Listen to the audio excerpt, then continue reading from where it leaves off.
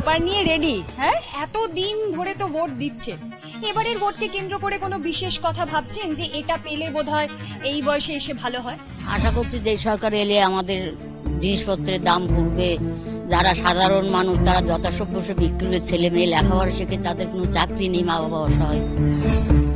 অনেকগুলো পালা বদল আপনি দেখেছেন, একবার সরকারে এসেছে তো কখনো ও গেছে, প্রত্যেকটা এই পালা বদলগুলো সাক্ষী রয়েছেন আপনি। এবার কি মনে হয় যে পালা বদল যাই হোক না কেন, যেই সরকারে আসুক না কেন, সাধারণ মানুষের কথা তারা ভাববে? আশা তো করছি আমরা সেইটাই, আর পরে কি হবে সে পরে দেখা যাবে। আমরা দেখুন সকলেই জানি যে যারা প্রার্থী হন তারা সবসময় বলেন ভোট চাই, ভোট দিন, কিন্তু যারা ভোট দেন, ভোট দাতারা, তাদেরও তো কিছু চাওয়া পাওয়া থাকে। সেই চাওয়া পাওয়ার সুরই কিন্তু শোনা গেল ওনার কণ্ঠে। বয়োজ্যেষ্ঠ যিনি ছিলেন তার সঙ্গে তো কথা বললাম, আর এবার কিন্তু আমরা একেবারে প্রবেশ করেছি বাড়ির হেসেলে। যেই হেসেল এই ভোটের উত্তাপে নয় কিংবা এই গ্রীষ্মের গরমে নয়, বারবারই কিন্তু গরম হয় বিভিন্ন কারণে। এবং এই হেসেলের দায়িত্বে যারা রয়েছেন, আমার সঙ্গে কিন্তু এই বাড়ির একজন কর্ত্রী রয়েছেন।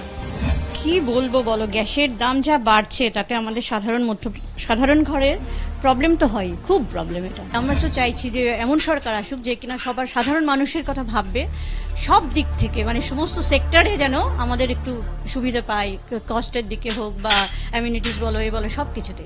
সত্যিই তো এটা তো একটা সমস্যা। বিভিন্ন ক্ষেত্রে আমরা যেভাবে দেখি জিনিসপত্রের দাম বাড়তে, তাতে যারা রোজ সংসার চালান তারা কিন্তু কোনো না কোনোভাবে এফেক্টেড হন। আমি একটু কথা বলবো, আমি সঙ্গে দেখতে পাচ্ছি আরও একজন, তিনি ব্যস্ত রয়েছেন, উনিও কিন্তু সকালবেলার বোধহয় ব্রেকফাস্ট তৈরিতে একেবারে লেগে রয়েছেন। আচ্ছা, আপনি বলুন, এটা কার জন্য টিফিন বানাচ্ছেন? অফিস যাবে, টিফিন রেডি করছে, অফিসে খাবে। আচ্ছা, এরকম তো আমাদের দেশে এরকম অনেক মা রয়েছেন যারা রোজ হয়তো ছেলেকে টিফিন গুছিয়ে দেওয়ার সুযোগটা পান না। কেন? তার কারণ হায়ার স্টাডিজের পর তাদের ছেলে মেয়ে সবাই বিদেশ চলে যায়। তার একটাই কারণ, দেশে নাকি চাকরি নেই। শিল্প নেই বলেই কি সবাই বাইরে চলে যাচ্ছে? বা চাকরি নেই বলে ছেলেমেয়েরা, ইয়ংস যারা আছে তারা বাইরে চলে যাচ্ছে? আর মা বাবা বাড়িতে যাদেরকে প্রচণ্ড শেষ বয়সে ছেলেদের মেয়েদের কেয়ারের দরকার হয়, তারা ঘরে একাকিনী বা একা রয়েছেন। এই সিস্টেমটা খুবই প্যাথেটিক, যেটা আমরা ছোটবেলায় দেখিনি। ভোটের আগে তো অনেক রকমের স্তোক বাক্য শোনানো হয়, এটা হবে ওটা হবে, কিন্তু ভোট শেষ হয়ে গেলে সবাই বোধহয় ভুলে যায়, মনে রাখে না। এটা মানে অনেক বছর ধরে হয়ে আসছে, এবং এটার সঙ্গে আমরা হ্যাবিচুয়েটেড হয়ে গেছি। কোথাও কিন্তু একটা আক্ষেপের সুর শোনা গেল ওনার গলাতে, আর এই আক্ষেপ যাকে কেন্দ্র করে, অর্থাৎ এই সরকার কিংবা সরকারি কাজকর্ম কিংবা প্রশাসন যদি আরও একটু নজর দেয়, তাহলে বোধহয় সুরাহা মেলা সম্ভব। আর আমাদের তো প্রত্যেকেরই এই আশাটাই করা যায়। এবং এই মুহূর্তে উনি যার জন্য টিফিন গোছাচ্ছেন, যার জন্য টিফিন সাজাচ্ছেন, চলুন না তার সঙ্গে একবার গিয়ে কথা বলি। যার কথা বলছিলাম আর কি, মানে মাকে দেখছিলাম সন্তানের জন্য টিফিন গোছাচ্ছিল। এবার কিন্তু আমরা একেবারে তার স্টাডিতে চলে এসেছি। হ্যালো, কি চলছে? কাজের ফাঁকে পড়াশোনা চলছে। আচ্ছা, আমাকে একটা জিনিস বলো, যে আমি দেখলাম ঘরে ঢুকতে ঢুকতেই যে তুমি ল্যাপটপে মুখ গুজে বসে আছো, কম্পিউটার, ল্যাপটপ, কোথাও একটা যেন লাইফটা একটা ডিজিটাল কেন্দ্রিক হয়ে গেছে, সোশ্যাল মিডিয়া, ডিজিটাল মিডিয়া এই কেন্দ্রিক। কিন্তু একটা সময় তো ছিল রাজস্বী, যেখানে আমরা দেখতাম যে ছাত্র রাজনীতি উত্তাল হতো। পুরো ব্যাপারটা এখন ডিজিটালাইজড। আমরা যাই করি, আমরা একটা ছোট বাক্স বা তার থেকে একটু বড় বাক্সের ভেতর বন্দি। আগে সবাই স্টুডেন্টরা পড়াশোনা করতে করতে তারা ছাত্র রাজনীতির পার্ট হতো। এখন আমরা কি রাজনীতির ভেতর থেকে পড়াশোনাটাকে খুঁজে বের করার চেষ্টা করছি? তোমরা তো ইয়াং জেনারেশন, ছাত্র, তোমাদের মধ্যে তো সেই রাজনীতির জন্য সেই উদ্যমতা কেন নেই? কি মনে হয়, ইন্টারেস্ট ল্যাক করছে? আমার মনে হয় ফ্রিডম অফ ওপিনিয়ন যেটা, সেটা এখন অনেকটা রেস্ট্রিক্টেড। মানে আমরা সব কিছুর ভেতরেই একটা চাপান্তরে কিছু বক্তব্য যেটা আমরা রাখতে চাই, সেটা আমরা ফ্রিলি রাখতে পারি না।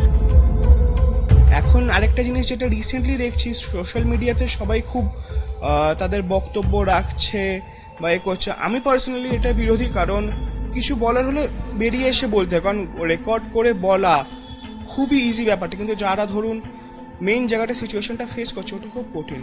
একজন ওয়াই জেনারেশন সে কি ভাবছে তার বক্তব্য আমরা শুনলাম। প্রচন্ড ব্যস্ত, লাস্ট মিনিট প্রিপারেশন নিচ্ছে, কিছুক্ষণের মধ্যেই অফিসে বেরিয়ে যাবে, তাই সময় নষ্ট করব না। রাজস্বীকে এখানে তার কাজকে নিয়েই ছেড়ে দিলাম। এবার একটু বাড়ির অন্যান্যদের সঙ্গে কথা বলে নেওয়া যাক, আসুন। আমি এই মুহূর্তে যেখানে চলে এসেছি এটা কিন্তু অফিস ঘর, তো আপনারা বুঝতেই পারছেন, কিন্তু বাড়ির মধ্যে রীতিমতো অফিস ঘর। এবং এখানে কিন্তু দুই গৃহকর্তা তারা কিন্তু ভোট তরজা নিয়ে ব্যস্ত।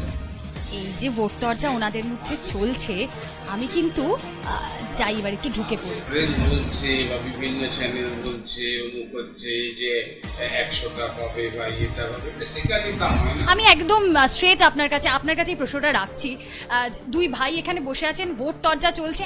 আপনি কি মনে করছেন যে এইবারের ভোটে মোদি, মমতা নাকি উল্টো পথে রাহুল গান্ধী কে ফ্যাক্টর হতে পারে? আমার মনে হচ্ছে কি যে ইউপিতে যে 7-8টা সিটে আগে যে বিজেপি যেভাবে জিততো সেভাবে কিন্তু জিততে পারবে না। লাস্ট পার্লামেন্ট ইলেকশনে যে সমস্ত স্লোগান দিয়ে মোদি ক্ষমতায় আসে, আর আজকে সিনারিওতে দেশের অবস্থা পরিবর্তন হয়ে গেছে অনেকটাই।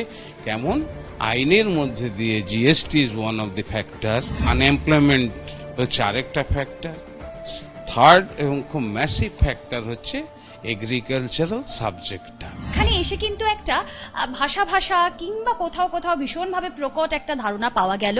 এবং সব জায়গা কিন্তু একটা জায়গায় এসে সাম আপ করা যায়, সেটা হচ্ছে আমাদের কাছে যারা ভোট চাইছেন, আমরা যাদেরকে ভোট দিচ্ছি, তাদের কাছে আমাদের যা চাওয়া পাওয়া সেগুলো যেন পূরণ হয়। ইচ্ছে আর ইচ্ছে পূরণের মধ্যে যে ফাঁকটা রয়েছে সেটা যেন না থাকে। ক্যামেরায় চাঁদ মিয়ার সঙ্গে রুমেলা চক্রবর্তী, জি 24।